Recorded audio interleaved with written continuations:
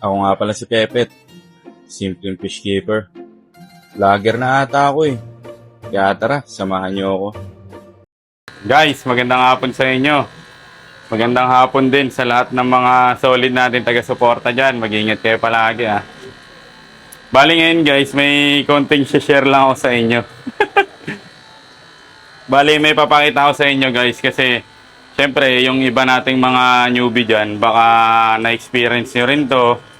Tapos syempre parang tawag dito, syempre hindi kayo sanay or first time nyo lang maranasan tapos bigla kayong na-worry or kinabahan kayo kasi bakit naging ganito yung nangyari sa mga aquarium nyo.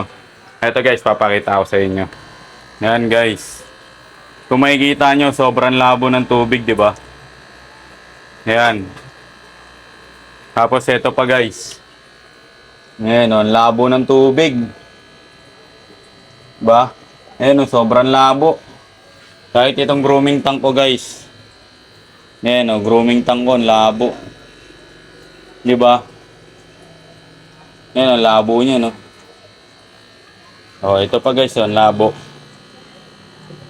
Ito pa. Ayan o. Ang lalabo ng tubig nila guys, di ba? Kung mapapansin nyo. Alam nyo ba guys kung bakit? Ang labo ng tubig nila. Ayun guys, di ba ang labo ng tubig nila? Pero wag ka. Kaka-water change ko lang kahapon guys. Ng ano na yun, halos gabi na yun. Halos gabi na ako natapos mag-water change. Pero ngayon kinabukasan, anong oras na? Hahapon. Pero ganun agad, ang labo agad ng tubig nila. Kahapon, ang linaw ng tubig nun guys. Kasi guys, kaya lumabo yun guys. Kasi boost feeding kasi ako guys. Nag-boost feeding ako ng 2B-Pex. Kasi di ba mga fry yun guys, mga 1 month, mga weeks old yun. Kaya ang bilis lumabo ng tubig nila kasi nga nag-boost feeding ako ng 2B-Pex guys. 2B-Pex tapos gel food. Kumbaga, tsaka ang isa pa sa nakadagdag doon kaya lumabo ka agad kasi nga crowded sila sa tank. Kumbaga madami sila. Kasi ano yun guys, 45 gallons tapos ano yata yun, may 50 peraso yatang isda yun o lagpas pa. Kaya ganun guys, ganun mabilis talaga lalabo yung tubig pag ganun. Crowded, tapos boost feeding kayo. Kaya ganun, kaya ang discarding ginagawa ko dyan guys. Kaya sa akin, okay lang yan. Kumbaga sa akin, normal lang yan na nangyayari na ganun, lalabo talaga guys, expected ko na yun. Kasi nga syempre, boost feeding ako. Ang sistema kasi nun guys, mabilis silang tatae. Kumbaga, syempre, mayat maya ka magpapakain, kumbaga may nakababad ng tubig, tas naglalagay ka pa ng gel food. Mabilis talaga silang dudumi dun guys. Tapos di ba yung binlog ko pa nga nung nakaraan na meron akong probiotics na nilalagay guys. Yun, yung probiotics na yun, grabe yun magpadumi ng isda. Kumbaga, tatay sila ng tatay dun guys. Kaya yun yung ginagandahan sa probiotics kasi hindi sila maiipunan. Kumbaga, hindi sila mabobloated kasi nga dumi lang sila ng dumi. Kaya ayan yung resulta, di ba? Yung mga aquarium, lalabo. Kasi nga, ganun. Siyempre, ikaw ba naman, boost feeding ka eh. Tapos ang dami nila sa aquarium. Talagang mabilis mag-build up yung ano. Pero, hindi naman porket ganun guys na bibuild up agad yung ammonia. Hindi naman ganun kasi syempre patagal na yung aquarium natin na yan. Kumbaga marami pa rin naman beneficial bacteria dyan. Ano lang talaga, kasi yung gel food guys, syempre pag kinain nila yon, di ba parang humahalo siya sa tubig, kaya parang lumalabo. Ganun. Kaya mabilis din tapos yung mga poops pa nila. Syempre yung mga poops nila, lalo pag tawag dito, syempre, pag alam mo yun, yung nagagalaw-galaw nila, syempre, ano yun, parang nagiging powder, tas sumahalo sa tubig. Kaya lalabo talaga. Pero, yun nga, sabi ko nga sa inyo, huwag kayong matakot guys kung ganyan yung nangyari sa inyo. Biglang lumabo. Ano kaya nangyari? Alam nyo, ang gagawin nyo lang naman dyan guys, is i-water change nyo lang. Tulad ako ngayon, i-water change ko lang yan guys, kasi tulad na ito, ang dami talaga nila dito guys, ito.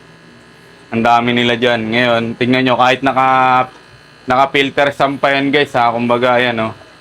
Naka-filter sampayan pero ang labo ng tubig, di ba? Ang bilis lumabo. Pero sa akin, okay lang naman yun guys. Kasi iwa-water change ko lang naman yan. Yun lang naman kadali yun. Water change ko yan. Pati yung sa grooming ko guys, iwa-water change ko yan. Di ba? Ganun lang naman gagawin ko dyan guys. Tingnan nyo nga ngayon, no, di ba? Yung isang tabo, halos ubos ka agad sa akin yun, guys. Eh, ngayon, di ba? Medyo maaga pa naman. Pagkatapos ko yung water change yan, guys. Lalagyan ko pa ulit yan ng tubig kasi binobomba ko talaga sila, guys, para mabilis silang lumaki. Kaya mabilis silang yung tumaba, di ba? Kasi nga, balon sila eh. Ngayon nga, guys, bumili pa ulit ako ng Tubipex. Tingnan nyo, ah. Bumili ulit ako ng Tubipex kay Julius. Ito yung tubi na natira ko, guys. Yan, ayun yung natira kong tubi. Pali isang tabo yung binili ko. Tapos, ngayon may natira pang konti. Bali, ang ginagawa ko lang dyan, guys, na kung naalala nyo yung tubi overflow ko, guys, hindi ko na ginamit yun eh. Kasi, ano nga, ang sikip na dito sa bahay, guys. Alam nyo naman, yung pwesto ko, di ba? Siyempre, talagang maliit lang. Siyempre, pag ginamit ko pa yung overflow ko, hindi na ako makakagalaw ng maayos. Kaya ang ginawa ko, ganyan na lang. Buibil ako isang tabo, ilalagay ko dyan. Tapos, papagusan ko na lang sa gripo. Yan, parang pumapatak lang yan dyan. Parang continuous flowing water na lang yan. Tsaka hindi naman ganun kalakas sa tubig kasi medyo mura lang naman tubig namin dito, guys. Yan, tapos ang ginagawa ko lang dyan, guys, diba? Ito yung tubi. Ngayon, guys, trivia lang tayo pagdating sa Tubipex, ha. Sa Tubipex, guys, ang gawin nyo, bago nyo ipakain, diba meron yan, no? Kung medyo madilim kasi meron yan, guys, yan yung mga brown-brown. Ayun yung mga galing sa guys, sa mga sinuka nila. Yung parang mga bulak na brown. Ayan, oh. Yan, may kita nyo naman, di ba?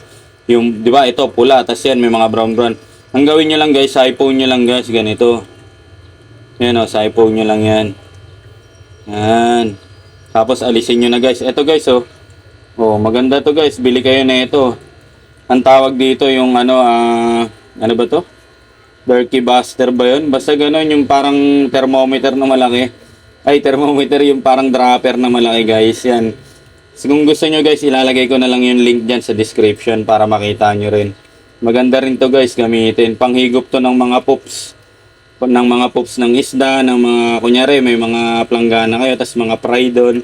Ito yung gamitin nyo pang siphon ng poops, guys, kasi makokontrol nyo siya kasi pipisa-pisain nyo lang. Tas, hindi nyo na mahihigop yung mga fry nyo. Yan, ganito. Maganda to, guys, dropper. Bali yun nga, guys, sa Tubipex, yan. Ganun lang gawin nyo.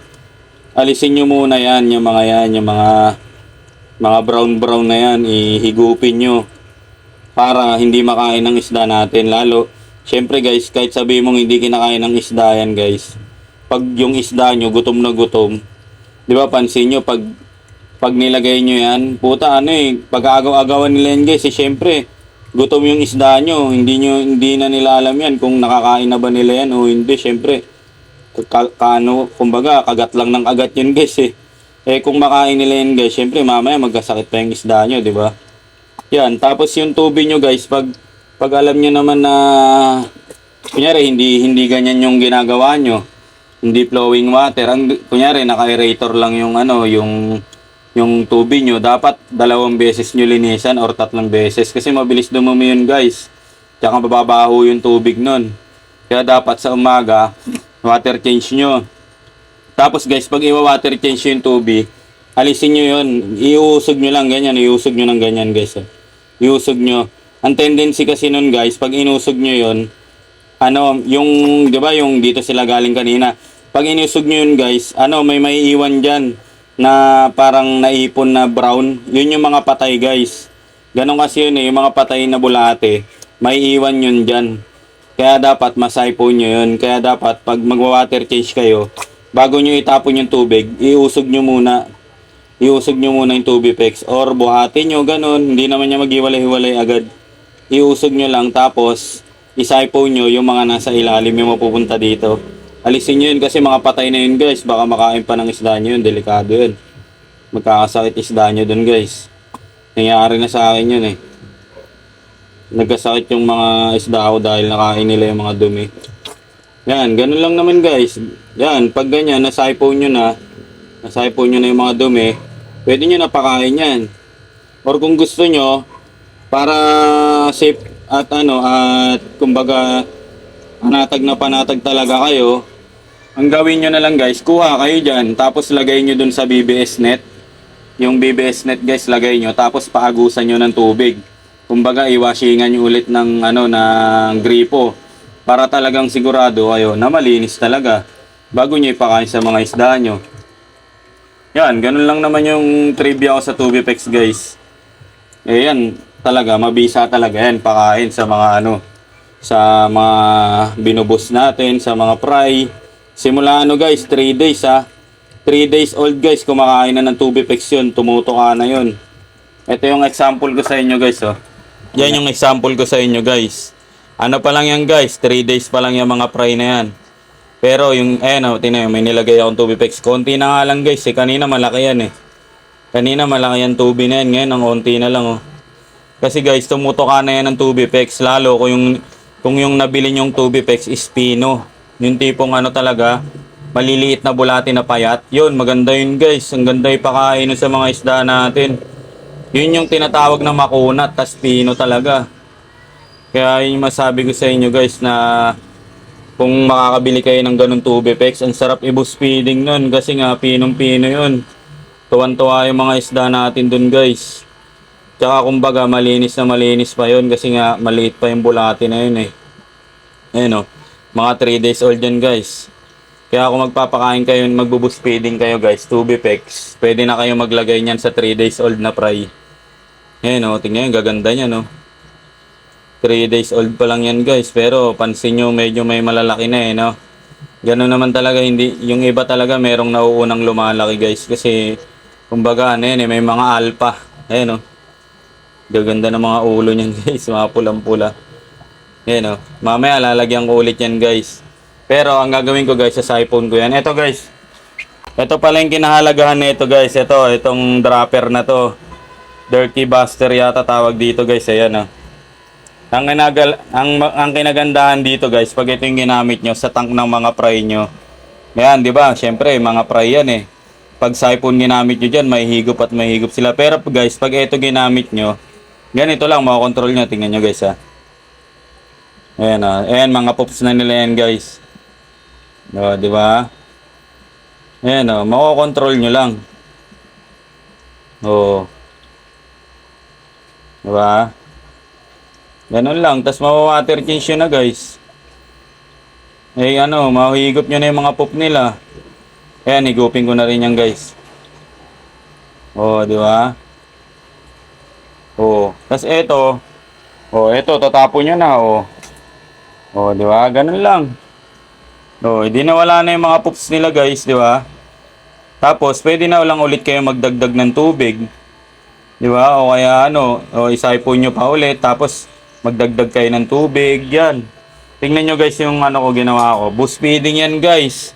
Kasi kung nakita nyo naman, meron pa ayan, mga tubi pa yan guys Diba? May mga tubi na dyan. Tapos kung makikita nyo, yung mga tuldok-tuldok guys, BBS yan. Nilagyan ko pa yan ng BBS kanina guys. Ayan BBS Diba? Nilagyan ko pa yan ng BBS. Kaya talagang mabilis lumaki yan guys. Eto guys, yung pinaglagyan ko, yan guys, nasa 80 pieces yata sila dyan. 2.5 gallons lang yan guys.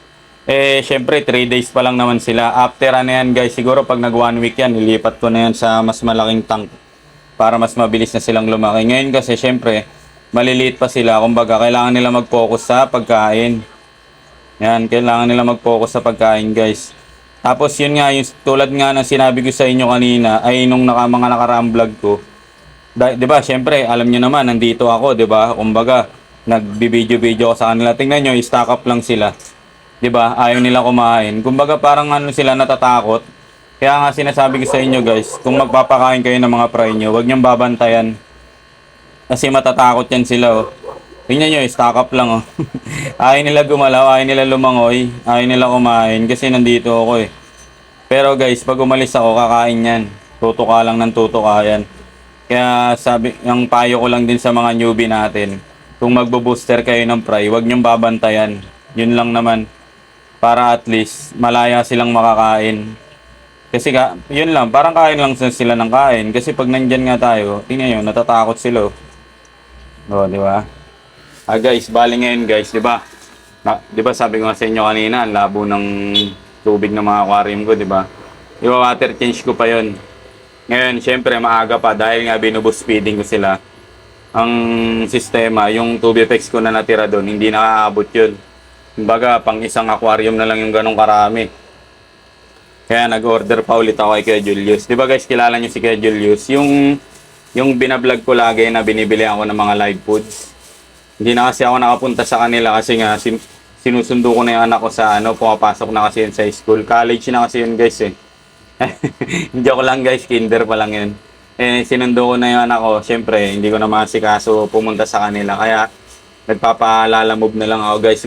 Kumbaga, bumibili na lang ako para ipalalamove. Kasi siyempre, busy na rin ako. Kaya, ganun na lang ginagawa ko. Teka, saan ba yung bangkito ko? Medyo masakit yung likod ko guys eh. Kailangan ko ng bangko. Yan, ito. Kailangan ko ng upuan guys. Sabi ko nga sa inyo, pag magbo-boost feeding kayo, dapat masipag kayo mag-water change. Kasi guys, kung magbo-boost feeding kayo, tapos di kayo nag-water change, putik na yan. Alam nyo na mangyayari sa mga isda nyo. Ready nyo na yung kanal nyo, itapon nyo na yung mga isda nyo. Kasi guys, pag magbo-boost feeding kayo, tapos di kayo masipag mag-water change, yari talaga. Ako guys, tingnan nyo, tingnan nyo guys ha. Ano pa ngayon, ang lamig pa ng panahon ngayon, di ba, nag-uulan-ulan. Pero, nagbo-boost feeding ako ng mga isda ko, guys, di ba, saan ka pa? Siyempre, ganun lang. Tingnan ito yung binili ko, guys. Malam nyo, ano to? Bloodworm to, guys, bloodworm. Bumili ako ng bloodworm kay Julius, salagang 50 pesos. Yan, binigyan ako ni Julius ng 50 pesos. Dapat 100 pesos lang kasi. Kaso nga, sabi ni kay Julius, mabait daw akong tao. Kaya pinagbenta niya ako ng 50 pesos. Ayan guys, kasi guys, meron akong pinapalaki na tancho. Tapos yung ginugroom ko na mga shemale. Kaya bumili ako ng bloodworm. Ito, pang groom ko to. Diba sabi ko nga dun sa isa kong video ng bloodworm guys. Bumili ako ng bloodworm para mabilis lumaki yung mga ginugroom ko na shemale. Kumbaga yun yung mga late bloomer na male. Ito yung ginagamit ko pampa-booster sa kanila para mabilis lumaki yung body nila. Pero kung sa fry nyo to gagamitin guys, pwede rin naman kakainin nila yung mga 2 weeks old kasi medyo malalaki to guys medyo matataba to na bulate. Pag pinakain nyo to sa mga 2 weeks old, okay din naman, mabilis silang lumaki. Kaso nga lang guys, magastos do. Kasi isang plastic nito 100 pesos tapos ang bilis lang maubos. Kung buti sana marami kayong pera. At saka guys, yun nga, sabi ko sa inyo, hindi nyo rin to mapapang-booster kasi nga, hindi rin hindi ganun kadali ang makabili nito guys. Kumbaga, hindi naman araw-araw may supply si Kuya Julius nito. Minsan nga sa isang linggo, wala siyang ganito kasi nga mahirap din to hulihin guys. Mahirap din to i-culture, kumbaga yung sabi ko sa inyo, yung midge ba tawag doon, yung lamok na mabait. Ito kasi yun guys, 'di ba yung lamok na nangangagat, yung nakakabwisit na lamok, yun yung mosquito. Yun yung kiti-kiti, 'di ba guys? Kiti-kiti yun, tapos paglaki lamok. Ito naman bloodworm. Paglaki nito, midge. Ito yung lamok na mabait, yung kulay puti, yung hindi siya nanunusok guys. Ito yung lamok na walang panusok. Makakita kayo nun yung mga maputi na lamok. Ito yun guys, kaya mapula sila yun. Pares lang din naman to, kiti-kiti rin naman to. Pero yun nga lang, kiti-kiti to na kulay pula. Siyempre, yung kiti-kiti, madali naman i-culture yun guys. Kasi mag-iiwan ka lang naman ng tubig sa timba o kahit saan, di ba? Na basta may tubig na nawasa, iwan mo lang dyan. Pag nawala yung chlorine, tapos naging sa water na yan guys, magkakalamok at magkakakiti-kiti yan automatic yan kasi itlogan ng lamok. Yun nga lang guys, syempre hindi tayo magkukulture nun kasi delikado yun guys. Masyadong delikado kasi yun. Kumbaga magre-risk ka dun na tawag dun, mag-culture nun. Buti sana kung mababantayan mo. Paano kung hindi? Putik na yan, maging lamok pa yun. Di syempre, di ba? So kaya sabi ko sa inyo guys, delikado yun. Wag kayo magkukulture ng kiti-kiti. Buti sana kung mababantayan nyo yun, o kaya yung area nyo, yung sa mga probinsya, pwede yun. Pero dito kasi guys, sa Metro Manila, masyadong madumi yung ano, yung pollution dito. Putik na yan. Siyempre, yung mga lamok, di mo alam saan kanal galing yun eh. Tapos pag kinulture mo yun, putik na yan, delikado yun. Mamaya magka-dengue pa, di ba?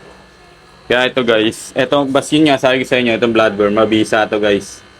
Pang-groom, yan, pampalaki ng body. Yan, kahit paminsan-minsan lang mapakain natin ito, malaking bagay na, di ba? At saka ito guys, lalagay nyo lang to sa kahit tabo, mabubuhay ito guys, kahit 3 araw, kahit ano, tubig na wasa lang, water change yun lang. Kahit wala tong aerator guys, mabubuhay ito. Kasi nga, parang kitikiti lang din to. Di ba yung kitikiti nga, kahit nga sa mga tubig na may sabon, putik, nabubuhay yung kitikiti. Wala namang aerator doon, di ba? Kaya ganun din to guys. Tapos, isa pa, bumili pa ulit ako ng Tubipex. Yan. Bumili pa ulit ako kay Julius ng Tubipex guys. Kasi nga, nabitin ako eh. Siyempre, kulang eh. Lalo may pasok ako. Binababaran ko sila nito. Kaso guys, kahit nga magbabad ako nito, kumbaga, di ba, pag naglagay ako ng Tubipex sa tank nila, wala eh, hindi naabot ng ilang minuto guys, ubos din na agad. Ang lalakas nga kumain ng mga fry ko eh. Ewan ko ba, bakit ganun? Ang lalakas kumain. Siguro yung ilalagay ko na isang dakot na ganyan, walang walang 10 minutes, ubos agad. Kaya nga sabi ko, ang sarap ang sarap pakainin ng mga isda ko guys, kasi ang lalakas kumain. Kumbaga, pag naglagay ka, ang bilis nila mauubos. Yun yung magandang kondisyon ng isda guys. Dapat, kaya kayo guys, yung mga isda nyo, dapat laging malinis yung tubig nyo. Yun kasi yung mga indication na healthy sila. Kasi ang bibilis nila kumain guys. Kumbaga aggressive sila. Talagang pag binigyan nyo ng pagkain, susunggaban agad nila. Yun yung mga senyales na maganda yung health nila. Kaya dapat guys, sabi ko nga sa inyo, number 1 yung alagaan yung tubig nyo. Para yung mga isda nyo healthy. Kasi tignan mo, yung tubig nga nila, ang lamig Kahit siguro, ang tansya ko dyan, mga nasa 26 Celsius yan eh. Pero, ang lulusog ng mga isda ko guys, putik na yan. Kaya ngayon, hanggat ganyan yung health nila, hindi ko yan titigilan guys. Pa-ibubus feeding ko yan hanggang bukas. Or hanggang sa naabot tong live foods ko. Kasi, yun nga, yun talaga yung mabisang pampabilis pampalaki ng mga isda, yung live foods yan guys, mabisa talaga yan, live foods. Pero yun nga, sabi ko nga sa inyo, mag water change kayo. Tsaka basta pag nag live foods kayo guys, alalayan nyo rin, kumbaga halimbawang maubos na nila, pwedeng maglabigay naman kayo ng feeds or ng gel food. Kasi nga guys, sabi ko nga sa inyo, yung live foods, merong walang sustansya na meron sa gel food. Kumbaga yung gel food natin, merong mga content yan na ingredients na wala sa live foods, guys. Kumbaga, puro protein kasi sa live foods, di ba? Yung mga tubi, dapnya, BBS, hindi katulad sa gel food, guys. May mga nakalagay dyan na bukod sa may protein na meron ng mga color enhancer, mga spirulina, gulay, 'di ba? Gulay 'yun guys, spirulina. Tapos yung mga basta may mga vitamins pa silang nilalagay diyan, yung mga gumagawa ng gel food. Kaya wag kayong puro live foods pa rin, guys. Kanina live foods, 'di ba? Tas kahit may nakababad na tubi, naglalagay pa rin ako ng gel food para kahit papaano hindi sila mauubusan ng At saka wag kayong matakot guys mag-boost feeding sa mga fry, kasi nga mga fry yan, mabilis matunawan yan. Kumbaga yung digestion yan, mabilis. Kaya huwag kayong mag-aalala guys. Kumbaga mga panunaw nila, mabilis lang yan. Kaya tingnan nyo yun sa akin, dumi ng dumi, putik na yan. Kaya halos araw-araw ako nag-water change guys eh. Kaya sa bagay, okay lang naman. Kasi ang resulta naman nun guys, mabilis lalaki yung mga isda ko, di ba? Kumbaga, mabilis silang magiging balon molly. Tapos, makakaselect tayo, di ba? Makakaselect ka. Makakabenta ka, di ba? Paldo! Baka paldo yan. O guys, yun lang naman yung share ko sa inyo guys. Kumbaga na-share ko lang naman sa inyo guys na na kung magkaroon man kayo ng ganyang senaryo, yung tipong biglang lumabo yung tubig nyo. Kasi nga, yun nga, sa akin kasi guys, nagbo-boost feeding ako. Pero guys, syempre, oo nga pala, magkaiba tayo, di ba? Paano kung sa inyo lumalabo yung tubig? Eh, hindi naman kayo nagbo-boost feeding. Syempre guys, isa lang ibig sabihin nung guys, marumi na talaga yung tubig nyo. Kumbaga, o kaya yung tubig nyo kulang sa beneficial bacteria. Kaya nga sabi ko sa mga nauna kong vlog, maglagay kayo ng plants. Maglagay kayo ng plants. O kaya maglagay kayo ng mga lava rock. Or yung yung bakirol. Bakirol guys, yung bato yun. Bato na pahaba. Yun, maglagay kayo nun para kahit papano meron titirahan yung mga beneficial bacteria. Kumbaga dun sila titira. Para sila yung makikipaglaban sa mga ammonia at sa mga nitrite, di ba? Kaya, yun, kung lumalabo nga naman yung tubig nyo, kahit kaka-water change nyo lang, baka kulang yan sa beneficial bacteria. Kaya ang sinasuggest ko, maglagay kayo ng mga bato, or kung ano man, yung mga pwedeng kapitan ng beneficial bacteria, tapos maglagay kayo ng plants, tapos, para kahit papano, merong sumisip-sip ng ammonia, merong tumatalo sa ammonia at sa nitrite. Para kahit papano is lilinaw yung tubig nyo, hindi mabilis lalabo, di ba? Kahit sabihin mong may mga bakirol naman yung mga tangko, tsaka yun nga, sabi ko sa inyo, lumalabo sila kasi nga yun, crowded sila tapos boost feeding na lang yung ginagawa ko, guys.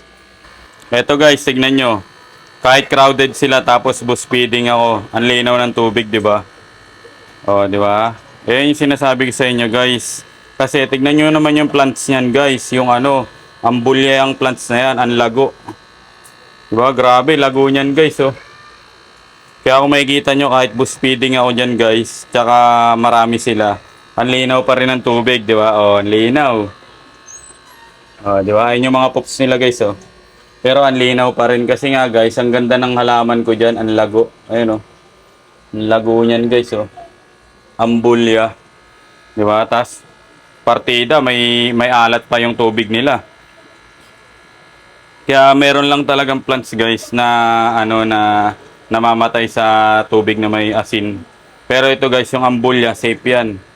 Safe yan sa mga moli kasi nga ayan, di ba? Kahit maalat yung tubig nila, malago sila. Ayan, tingnan, sobrang lago niyan, guys, ng ambulya na, ang ganda ng tubo. Parang may forest ako na aquarium, di ba? Parang meron silang malaking puno dyan. Kaya kahit marami sila, guys, malinaw yung tubig dahil sa plants. Malaking tulong talaga yung plants, guys. Guys, bali, share ko lang naman sa inyo yung yung ganon. Kasi malay nyo naman, ma-experience nyo, diba? Di at least, kung mapanood nyo man tong video na to, hindi kayo mapaparanoid na bakit kaya ganito, bakit ganyan. At least, alam nyo yung gagawin nyo, diba? Kasi, ganon lang naman, diba? Para meron kayong idea, hindi yung out of nowhere na bakit kaya nanlabo ng aquarium ko, ganun. Kung nagustuhan nyo man yung video na to, huwag nyo kalimutan mag-like and share, tsaka subscribe nyo rin ako sa YouTube channel ko para updated kayo sa mga susunod ko pang video. O guys, paano ba yan? Yun, mag-water change muna ako, tapos lipat ko tong tubig. As yun, okay na. Guys, mag-iingat kayo palagi. Salamat sa pagsama.